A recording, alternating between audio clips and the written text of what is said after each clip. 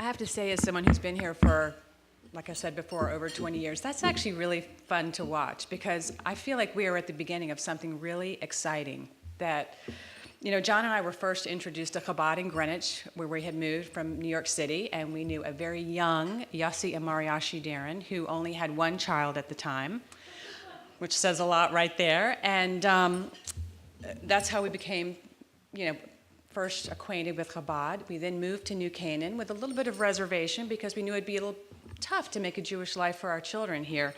There was no synagogue, no organized Jewish life. Our children really had a hard time making a connection in school. There weren't children that didn't celebrate Christmas. So that doesn't sound like a big deal, but it is when you're a little one. So when we would travel to Greenwich for services and anything that we did, we had to leave New Canaan. So when we learned that Michal and Levi were coming here, of course, we were very excited because we knew that now we could make our Jewish life in our own community. And that's actually a pretty amazing thing for a town like New Canaan that has the history that it does. And now we have a spiritual home here as well, and our children feel that way too.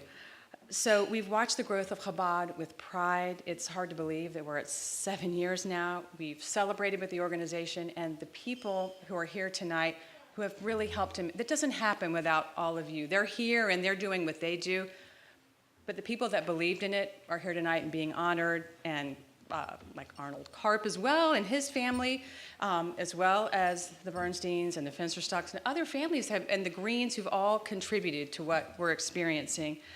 So the Jewish landscape of New Canaan has completely changed because of them.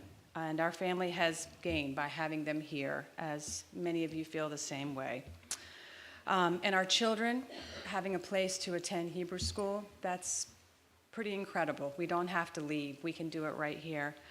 So I would like to introduce now one of the wonderful individuals in our community that's made that happen, Rabbi Levi Mendelow. Thank you so much for all you've given to us and your family has given to us. We really are grateful.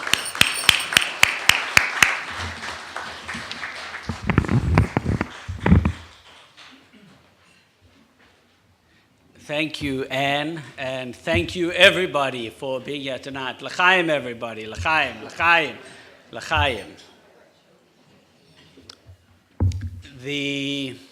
I am a very lucky rabbi, and that is, not every rabbi is blessed to live in a town called Canaan. And when you're looking for biblical references, there is no shortage. And 7 years in Canaan, or New Canaan for our case, reminds me that it took 7 years for Joshua and the Jews to conquer the land of Israel or Canaan when they first entered. So, ladies and gentlemen, we came, we saw, we conquered. Oh, I don't know, maybe that's a little bit more ambitious than I thought. That might be a little bit overstating things, but that's okay, we're allowed to. L'chaim.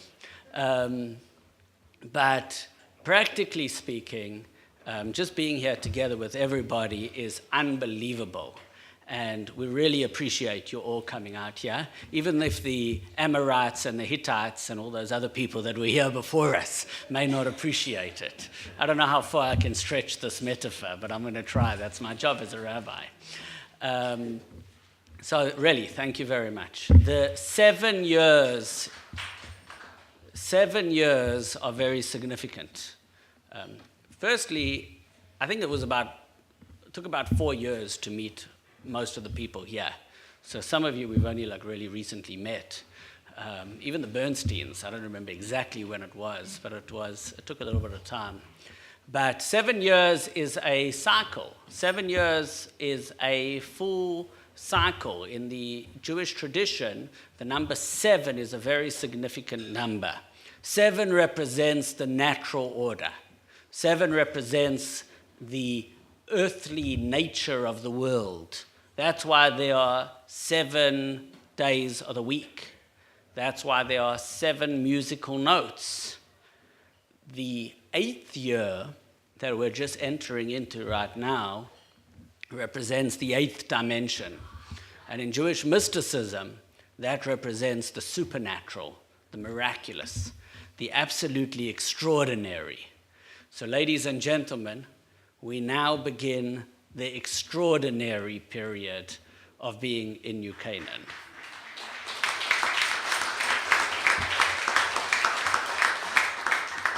But the truth is that once you've touched or felt the supernatural, the extraordinary, once you've reached that, once you understand that, you recognize nothing is ordinary. The first 7 years were also extraordinary. Meeting every single one of the people here that has helped build this community over the years, each one was a miracle. The Fensterstocks were a miracle, are a miracle. The Bernsteins are a miracle. The way we met you and the extraordinary way in which you have helped to grow this Jewish community here in New Canaan is something out of the ordinary, something miraculous. And it's the most incredible thing which we will be eternally grateful for. One of my favorite stories with the Lubavitcher Rebbe is a story about a group of students from a Hillel that came to visit the Rebbe in the late 1950s. It was a unique meeting because here you had some enlightened, progressive college students that came to meet the Lubavitcher Rebbe.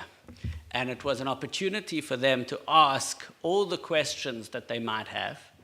And one of the questions that they asked the Rebbe at that gathering particularly struck me as being one of the most interesting exchanges.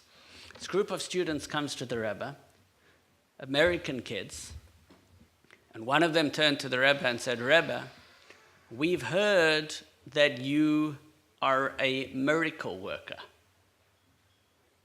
Is that true? Is it true that you perform miracles?" So the Rebbe answered with a very interesting answer. The Rebbe said, "What is a miracle? A miracle is when something takes place outside of the natural world. Every Jew, when we do a mitzvah, we study Torah, taps into a divine energy way beyond anything that has to do with the earthly world."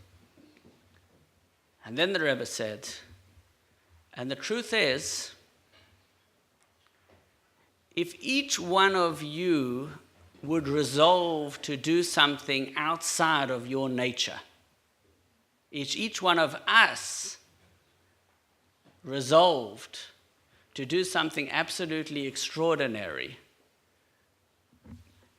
outside of what would usually occur, that would be a miracle. Because you have your natural way of doing things. If you go and resolve to do something outside of your nature, that is a miracle." And so the Rebbe challenged the students. He said, when we meet here tonight, the lesson is each one of us should resolve to take on, to do something new outside of our regular nature, and that will be a miracle. So, ladies and gentlemen, l'chaim. I know people that do things beyond their nature all the time. The Bernsteins and the Fensterstocks are two couples, Melody and Claude, Peggy and Jerry, that inspire me by the capacity to keep on pushing themselves to do more extraordinary things. Sometimes as a rabbi, you get to see things. I've seen the way these two couples help people in the community, quietly and privately, in ways that other people wouldn't necessarily know about, and they probably wouldn't be very comfortable about me saying what I just said. But having said that, ladies and gentlemen, I think the main lesson from tonight is the idea, and if I can ask you all to join me, to be inspired by Peggy and Jerry and Melody and Claude, to resolve to do something extraordinary for another person. Think of another person who we could help in a way that we wouldn't ordinarily do.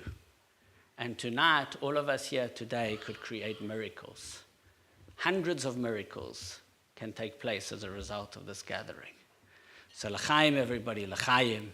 Let's make miracles happen as we enter the 8th dimension, the 8th year of Chabad in New Canaan. L'chaim, everybody, l'chaim. Let's make the miracles take place. L'chaim.